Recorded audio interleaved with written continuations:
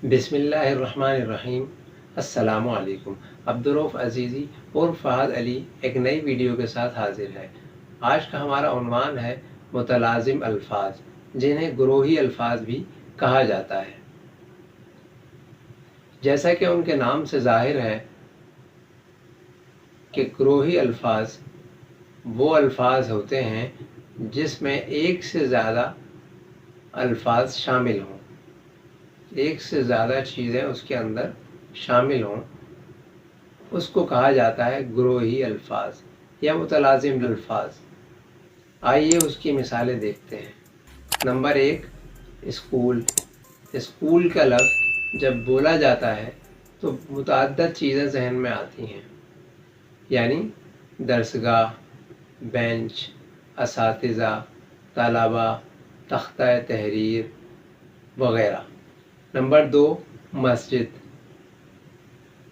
मस्जिद का लफ्ज़ जब बोला जाता है तो ये चीज़ें जहन में आती हैं, इमाम, मुअज़्ज़िन, सफ़ें, वज़ू ख़ाना, कुरान मजीद, सिपारे वगैरह। इसी तरह से तीसरी मिसाल, बाग़। बाग़ का लफ्ज़ जब बोला जाता है तो ये चीज़ें जहन में आती हैं, दरख्त, फल, घास, फूल, माली, परिंदे वगैरह। और नंबर 4, घर। घर का लफ्ज़ जब बोला जाता है तो ये चीज़ें जहन में आती हैं, कमरे, बावर्ची खाना, घर के अफराद, बेड, सोफ़ा वगैरह।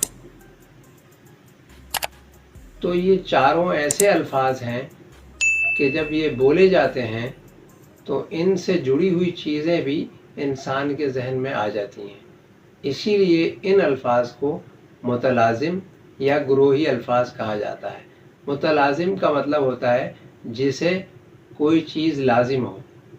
अब स्कूल, मस्जिद, घर और बाग, इन्हें और भी काफ़ी चीज़ें लाजिम हैं।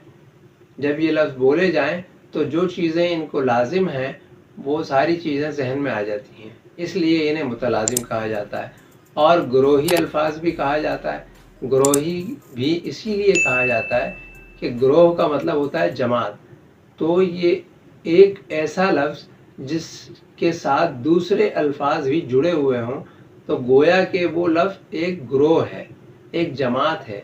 और या यूँ कहिए कि जो अल्फाज उसके साथ जुड़े हुए हैं वो मुतअद्दिद हैं, एक से ज़ायद हैं, यानी कि एक मुकम्मल जमात इस लफ्ज़ से जुड़ी हुई है, इसलिए भी इन्हें गुरोही अल्फाज कहा जाता है। तो ये थे मुतलाज़िम अल्फाज और गुरोही अल्फाज। उम्मीद है आप लोग अच्छी तरह समझ गए होंगे। अब तक के लिए इतना ही। अगली वीडियो तक के लिए दीजिए इजाज़त। अपना ख्याल रखिए, खुश रहिए। वीडियो पसंद आए तो हौसला अफजाई ज़रूर फरमाइए। अस्सलामु अलैकुम।